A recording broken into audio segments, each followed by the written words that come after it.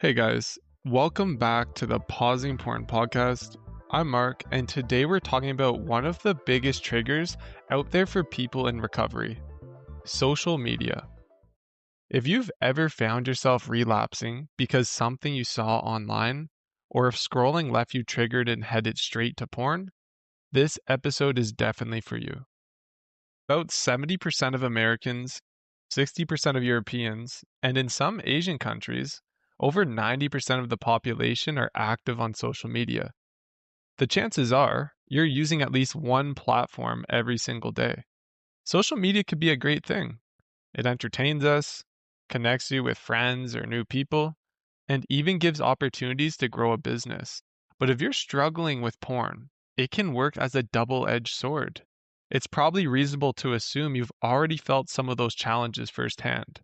That's exactly why I wanted to make this episode, to break down the impact social media can have on your recovery and to remind you of something important. No two recoveries are the same. What works for one person might not work for you, and that's okay. So, in this episode, we're going to take a closer look at social media and how it fits into your recovery. My goal isn't to tell you there's only one right way. Instead, I want to give you enough insight and encouragement to reflect on your own habits to decide what's best for you. For some people, that might mean stepping away from social media altogether. For others, it might mean setting up stricter boundaries. And for some, it could mean continuing social media use as you've been, but maybe with a bit more awareness. Wherever you land, my hope is that this episode helps you move forward in recovery. Let's get started. Okay, I know when I say social media, most of you guys know exactly what I'm talking about, but I still want to start out with defining what social media is. Social media is defined as websites and applications that enable users to create and share content or to participate in social networking. Over the years, the amount of social media platforms has greatly expanded. Facebook and MySpace used to be some of the main ones back in the day, but now there's countless platforms with over 100 million users. We have Instagram, TikTok, Twitter, LinkedIn, Snapchat, Pinterest, Reddit, YouTube, and many more to come.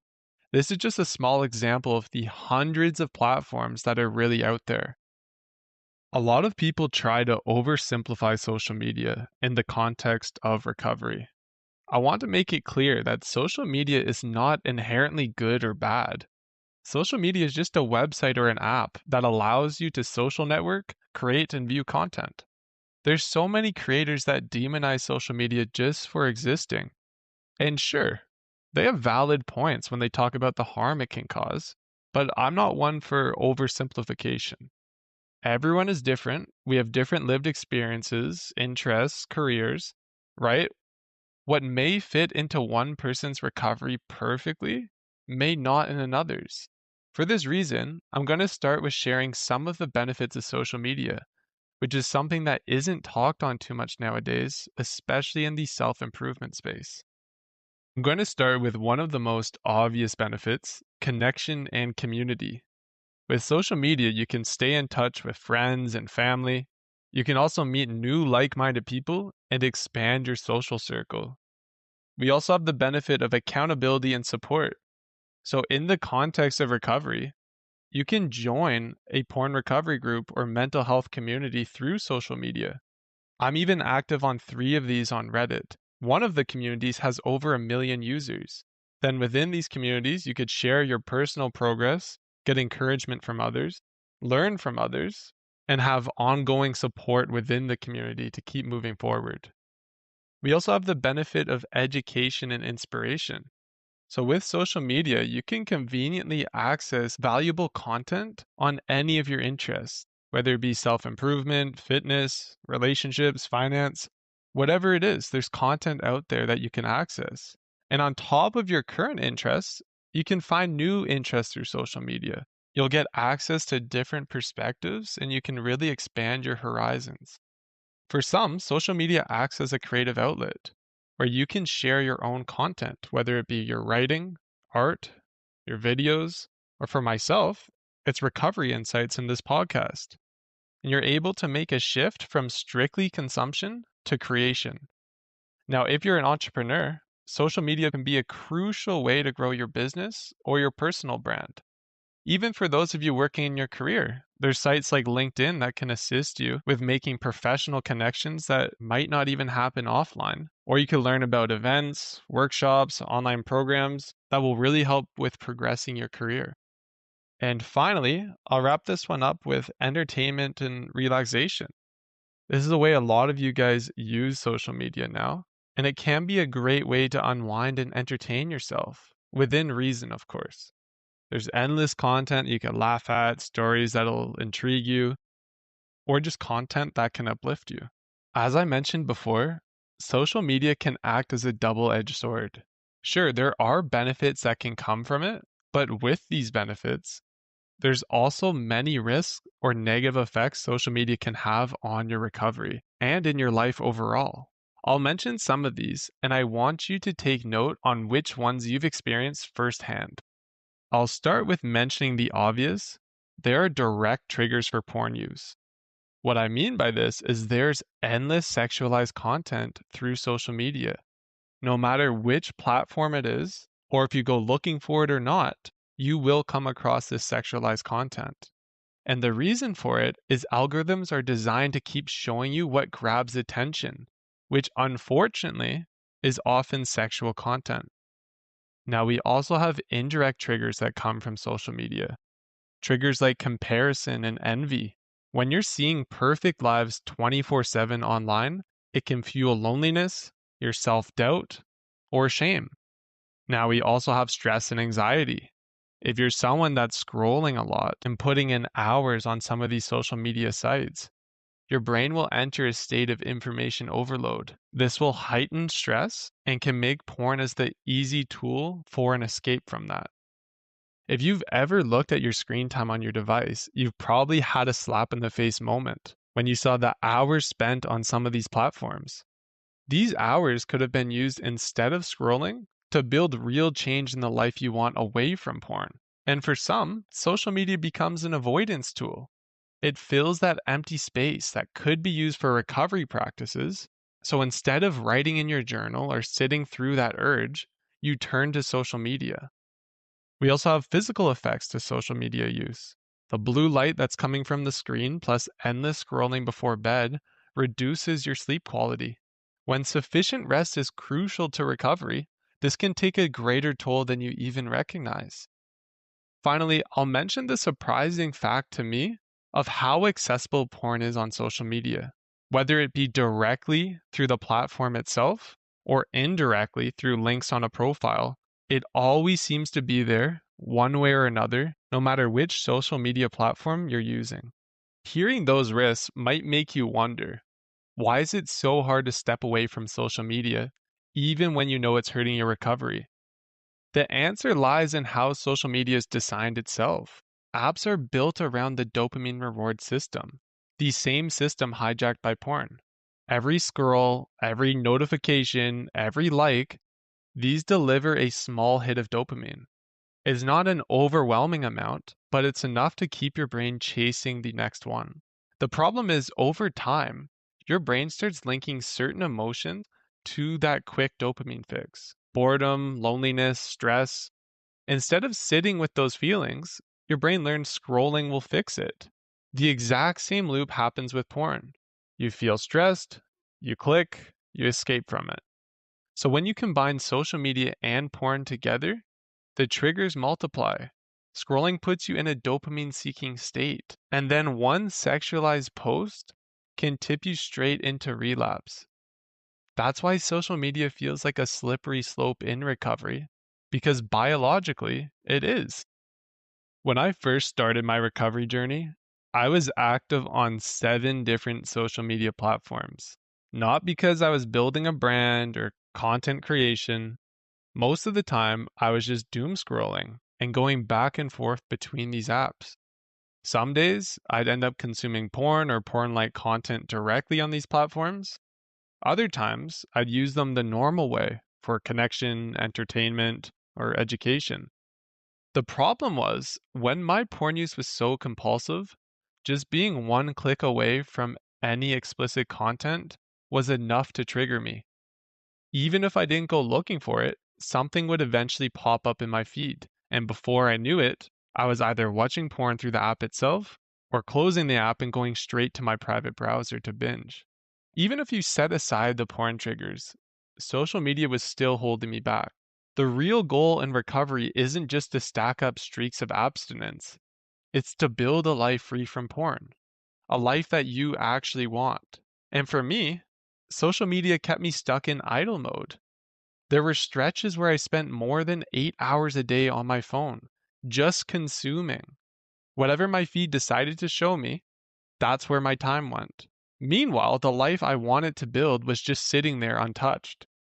That's when I decided to delete my accounts. Not just the apps themselves, because I've done that before and I would re download them and fall right back into old patterns, but I deleted the actual accounts. Some of these I've been using for over a decade. And yeah, it wasn't easy, but that's what recovery is about. When something is clearly standing in the way of the person that you're trying to become, you take action on it. And for me, the action was cutting social media out completely. Did that magically cure my addiction? No. I still relapsed plenty of times after that, more times than I can count. But what it did is it gave me time back. It gave me the chance to be more present. It helped me stop constantly escaping through endless scrolling. And it removed a huge pile of unnecessary triggers from my life. Those changes didn't fix everything, but they made recovery a lot more possible. The interesting part, too, is I was able to reintroduce some social media back into my life since I've gained a life free from porn. For example, Reddit is one of those I've brought back. However, my intentions with it is completely different. Before, I would just consume on Reddit. Some regular content, some was porn. Now I use Reddit to help others in recovery communities, like r/porn free, porn addiction, or even nofap. And yes, the risk of being exposed to porn is still there. I'm completely aware of it. A troll even DM me links to porn, which I'm guessing is because he heard I recovered and he wanted to make me relapse, which is insane in itself. Who does that? That is insane. But it is a risk I was aware of. The thing is, I feel confident enough in my recovery where if I came across porn, let's say it went on my screen and I didn't mean to see it, I would simply click off of it and continue on with my day. Because my goal on this social media site is not just to consume, it's to help others gain a life free from porn. I want to mention your options that you have to navigate social media and your porn addiction recovery. Starting with the first option, this would be quitting social media completely. And for some of you, this will be the best option, just as it was for me. I would say this works especially well if you're early in your recovery or if your porn use has been highly compulsive. You know, if every time you open TikTok or Instagram and you end up triggered, or if you've relapsed countless times on social media because what you've seen, and you've tried working other techniques like blocking certain content, setting time limits, removing social media will remove that battle entirely. You'll take out those constant triggers, you'll get your time back, and quite honestly, sometimes the cleanest cut is the most powerful. The second option I want to mention is setting boundaries. So for some of you guys, quitting social media is not realistic. You might need social media for work or your business, for school, or maybe you just rely on it to stay connected with certain people. In that case, setting boundaries is key. So this might mean unfollowing or blocking certain accounts, using timers to limit the use of social media, or maybe even moving certain apps away from the home screen so you're not just opening them on autopilot. The goal here is to turn social media into a tool that you control instead of a trap that's controlling you. Now, for the third option, this is going to be continuing with awareness. This is for the people where social media isn't a major trigger at all. Maybe mostly use it for hobbies, education, or connecting with healthy communities. If that's the case, you don't necessarily need to quit social media or put up strict boundaries, but awareness is still important. Be intentional how you use it. Notice how it's serving you and how it's serving your recovery versus when you're just numbing out or using it to distract yourself. The bigger point here isn't really about social media itself, it's about recovery as a whole. Recovery isn't just about removing porn, it's about designing a life you actually want to live. And social media can either fuel that life or block it. On the positive side, it can bring education, connection, and accountability into your journey. But on the negative side, it can expose you to triggers, take too much of your time, and keep you stuck in these same old cycles. The difference comes down to intention. Are you using social media as a tool to build your life? Or are you letting social media use you? Let's take a moment and pause here. It is time to do an exercise, guys. So grab your journal and relax mentally and physically, and we'll go through this together. Step 1, I want you to identify the benefits. As I mentioned, social media is not all bad.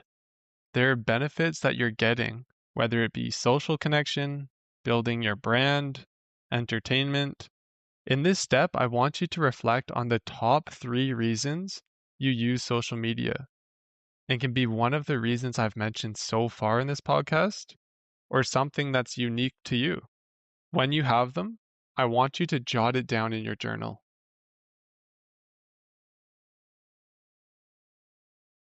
Now, in step 2, I want you to identify the costs.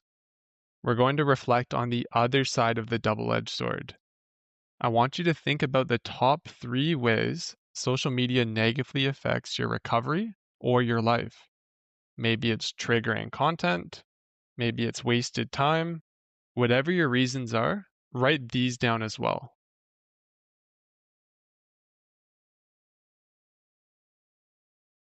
Now, in step 3, you should have your 3 personal benefits listed, as well as 3 personal costs. I want you to do a comparison with these. So look at both, the benefits and the costs side by side, and ask yourself which one feels heavier to you right now, the benefits or the costs. Be honest with yourself here.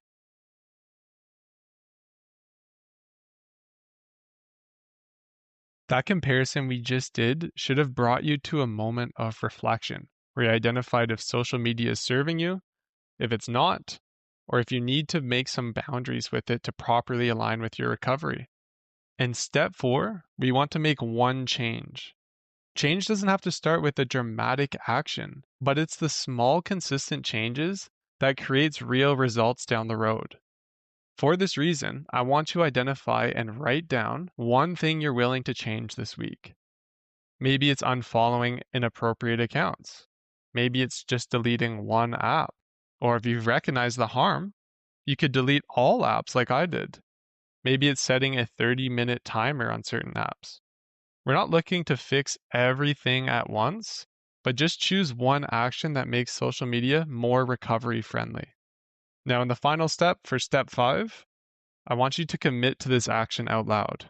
So, whatever you decided, just say it out loud, even if you're by yourself. If you decided that you're going to delete Instagram, tell yourself right now out loud, I'm going to delete Instagram. And for a simple action like that, why don't you take care of it right now? There's no reason to put it off and delay it to later or another day. While you're listening, you could delete it. Whether you decide to quit social media, set tighter boundaries, or keep using it with more awareness, remember the goal isn't perfection, guys. It's progress. Recovery isn't just about avoiding porn, it's about building a life that excites you, challenges you, and fulfills you. Social media can either support that life, sabotage it, or maybe fit somewhere in between. The choice is in your hands. That is it for today's episode. I want to thank all of you for tuning in today to the Pausing Porn podcast. And if this episode got you thinking, share it with someone who might need to hear it. And if you benefited from this episode, please leave a review and drop a follow for more just like this. Have a nice week, and I'll see you guys in the next one.